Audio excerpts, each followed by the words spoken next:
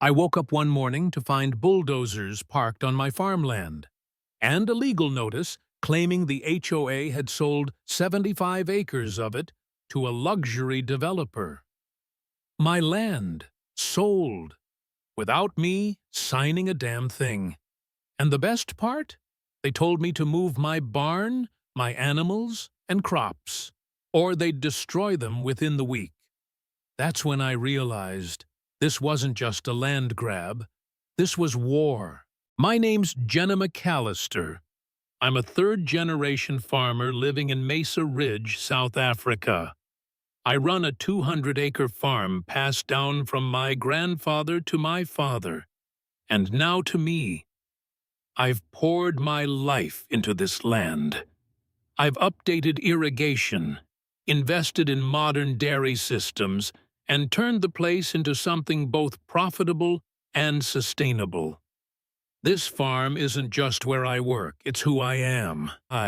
So when I found out the local HOA, run by a woman named Denise Hargrove, was sniffing around, making bold claims about future developments, I knew something was coming. I just didn't know it had come wrapped in forged documents and bulldozers.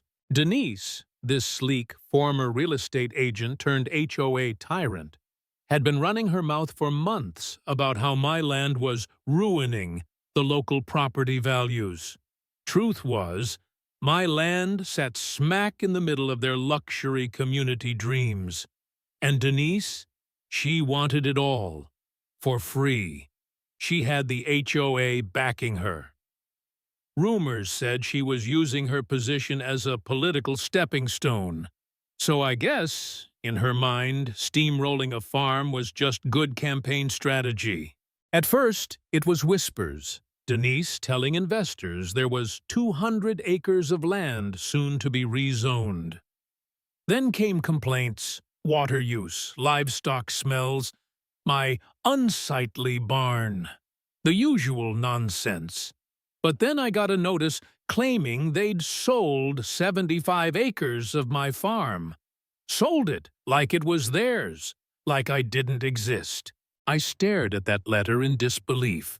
I wasn't even mad yet, just stunned. The map included with it showed the developer's plans, right on top of my stables, harvest-ready fields, and machinery. No mention of compensation, no negotiation. Just a thinly veiled threat. Move your stuff, or we will. That night I barely slept. My brother, Adam, lives a few towns over. He's not one for mud and tractors, but he knows law and finance. He told me to document everything, get a lawyer, and stay calm. I tried. But the next morning, when I saw those trucks, fences torn down, construction workers stomping through my cornfields, I lost it. I marched straight up to the crew chief, told him to shut it down. He told me I was trespassing on my own land. Said if I tried to touch a thing, they'd have me removed. I pleaded, at least let me get the animals out. He smirked and said the barn demo wasn't until tomorrow, and they'd take care of the livestock. That's when I snapped. I planted myself in front of the bulldozer like some kind of lunatic protester. They called the cops on me. And when the officers showed up, even they seemed unsure what to do. The crew had permits, but I had nothing in my hand that could prove I owned that land. My papers were all old school, buried in some dusty office. So the officer gave me a choice: get arrested or file a dispute. I chose the latter. With Adam's help, I hired a lawyer specializing in agricultural property. Then I hired a historian. Yep, an actual historian. Turns out, my grandfather's original land grant covered not just 200 acres, but 500. Half the HOA neighborhood, Denise's house included, was technically mine. But due to record-keeping disasters in the 70s, only a fraction of that had ever been officially recognized. We kept digging. The historian found an ancient township map with my family's name all over it. Better yet, we uncovered something far more damning. A forged document signed by my late father, allegedly transferring 75 acres to the HOA. Problem? It was signed under the name Robert, but his legal name was Patrick. And the notary date? 2 months after he died. You'd think that'd be enough. But Denise wasn't about to go down easy. She doubled down. Media smear campaigns, harassment charges. She even had people going door to door accusing me of poisoning my produce. I became the crazy farm lady overnight. Sales at the market tanked. But I kept my head down, barely, and let the truth pile up. The first court hearing was electric. The HOA lawyers strutted in, full of themselves, waving that forged deed like it was gospel. My lawyer smiled, quietly handed the judge our documents, real ones, historical surveys, death certificates, notary logs, and just when they thought they could explain away the discrepancies, the notary cracked. The treasurer's husband, who had notarized the fake deed, confessed under oath, said he'd been paid to falsify it, said it wasn't the first time he'd done it for the HOA either. The courtroom went dead quiet. The judge didn't even blink. The 75 acres? Mine. The forged document? Criminal. The rest of the HOA's land? In question. The judge froze all construction and forwarded the case for criminal prosecution. Denise's face. I'll never forget it. She went from smug to sick in a heartbeat. Within 6 months, charges were filed. Document fraud, conspiracy, corruption.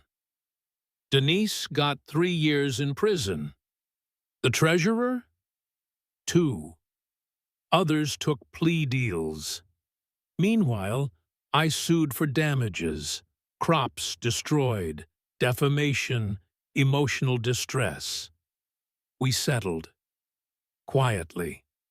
I walked away with more money than I'd ever imagined. But I wasn't done. That 300-acre disputed area? After months of combing through land archives, municipal records confirmed my family had never relinquished the title. Legally, it was still mine. The kicker? The residents who'd backed the HOA, those who'd signed petitions, spread lies, even donated to Denise's legal fund, lost their claim to good faith protection. They knew what was going on, and they went along with it. So I gave them a choice: buy the land under your homes at market premium, or leave. Half of them couldn't afford it. They had to sell. Fast.